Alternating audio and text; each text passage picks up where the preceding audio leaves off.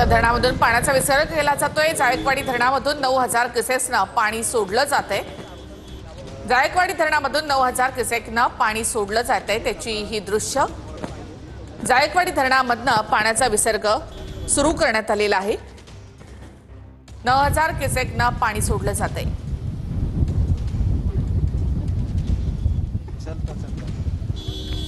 जायकवाडी धरणामधून मराठवाड्याची तहान भागवली जाते।